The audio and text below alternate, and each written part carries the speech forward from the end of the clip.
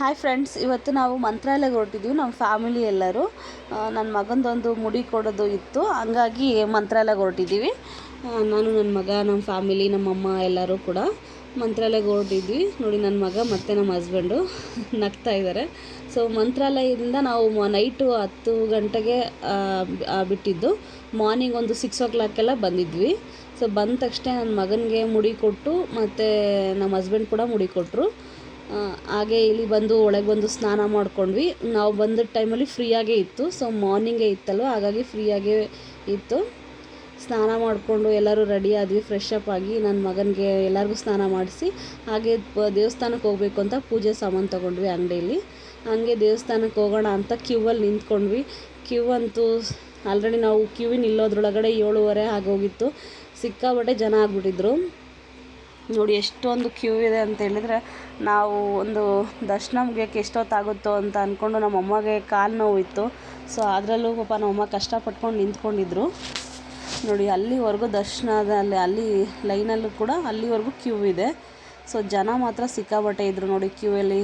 ದೇವ್ರನ್ನ, ರಾಯರನ್ನ ನೆನೆಸ್ಕೊತಾನೆ ಕೆಲವರು ಜಪಿಸ್ತಾನೆ ಎಲ್ಲರೂ ಕ್ಯೂವಲ್ಲಿ ಹೋಗ್ತಾಯಿದ್ರು. ಕೆಲವರು ತುಂಬ ರಶ್ ಆಗಿತ್ತು. ನಾವು ಹೋಗಿದ್ದ ದಿನ ನೋಡಿ, ಹೋಗಿ 2 ಅವರ್ ಆಯಿತು. ಅಲ್ಲೆಲ್ಲ ಮುಗಿಸ್ಕೊಂಡು ಕೊನೆಗೆ ದರ್ಶನ ಮಾಡಿಕೊಂಡು ಆಚೆ ಬಂದ್ವಿ.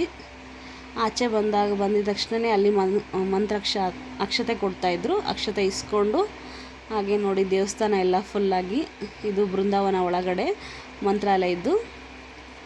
ನೋಡಿ ಎಲ್ಲ ಜನಗಳೆಲ್ಲ ಎಲ್ಲನೂ ಅಕ್ಷತೆ ಇಸ್ಕೊಂಡು ಹೋಗ್ತಾ ಇದ್ದಾರೆ. ನೋಡಿ ದೊಡ್ಡದಾಗಿದೆ, ಚೆನ್ನಾಗಿದೆ. ನಾನು ಇದು ಫಸ್ಟ್ ಟೈಮ್ ಬಂದಿರೋದು ಮಂತ್ರಾಲಯಗೆ. ತುಂಬ ಖುಷಿ ಆಯಿತು. ದರ್ಶನ ಕೂಡ ತುಂಬ ಚೆನ್ನಾಗಾಯಿತು. ಇಲ್ಲಿ ಬಂದ್ಬಿಟ್ಟು ಮಂತ್ರಾಲಯದಲ್ಲಿ ಬಂದ್ಬಿಟ್ಟು ಸಪ್ರೇಟಾಗಿ ದೇವ್ರದ್ದು ವಿಗ್ರಹಗಳನ್ನೆಲ್ಲ ಇಟ್ಟಿದ್ರು. ಸೊ ನೋಡಿ ರಾಯರದು ವಿಗ್ರಹಗಳನ್ನೆಲ್ಲ ಒಂದೊಂದು ಎಲ್ಲ ವಿಗ್ರಹ ಇಟ್ಟಿದ್ರು. ನೋಡಿ ಅವೆಲ್ಲ ವಿಗ್ರಹನ ತೋರಿಸ್ತಾ ಇದ್ದೀನಿ.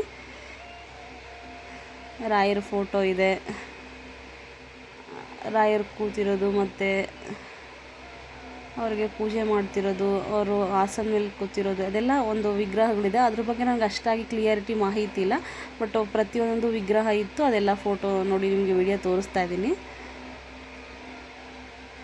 ತುಂಬ ಚೆನ್ನಾಗಿತ್ತು. ನಮಗೆ ದೇವ್ರ ದರ್ಶನ ಮಾತ್ರ ತುಂಬ ಈಸಿಯಾಗಿ, ಒಂಥರ ಅಷ್ಟೊತ್ತು ನಿಂತ್ಕೊಂಡು ಕ್ಯೂವಲ್ಲಿ ನಿಂತ್ಕೊಂಡ್ಬಂದ್ರೂ ದೇವ್ರನ್ನ ನೋಡಿದ ತಕ್ಷಣ ನಾವು ಅಷ್ಟೊತ್ತು ನಿಂತಿದ್ವಾ ಅಂತ ಅನ್ನಿಸ್ಲೇ ಇಲ್ಲ.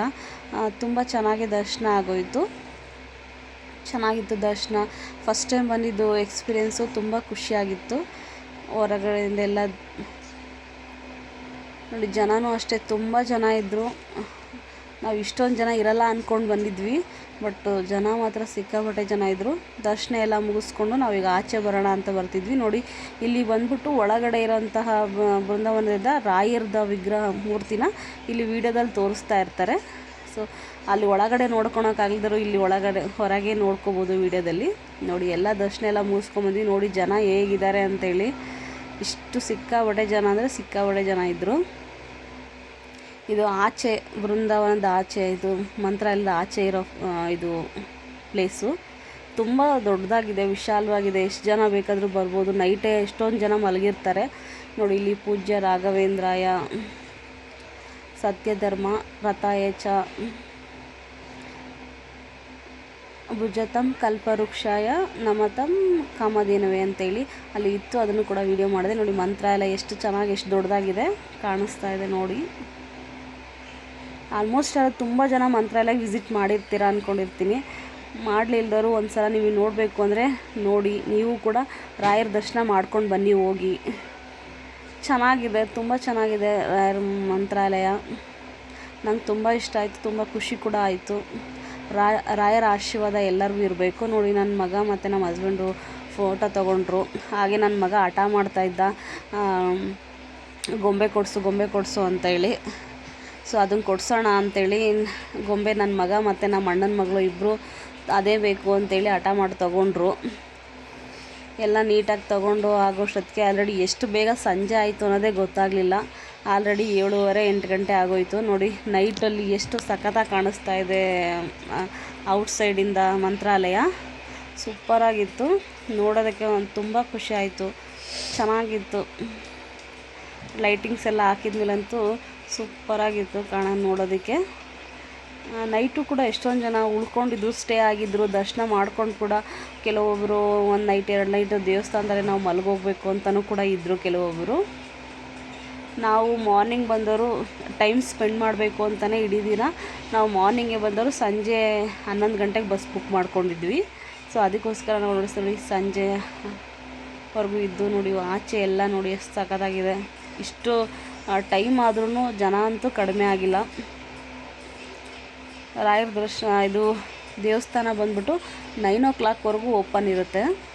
ನೈಟು 9 o'clock ಆದಮೇಲೆ ಕ್ಲೋಸ್ ಆಗುತ್ತೆ. ಅದೆಲ್ಲ ಮುಗಿಸ್ಕೊಂಡು 7:30ಗೆ ರಾಯರ ಪ್ರಸಾದ ತಿನ್ನೋಕ್ಕೆ ಬಂದ್ವಿ. ಪ್ರಸಾದ ತಿಂದ್ಕೊಂಡು ನಾವು ನೈಟ್ 11 ಗಂಟೆ ಬಸ್ಸಿಗೆ ರಿಟರ್ನ್ ಆದ್ವಿ.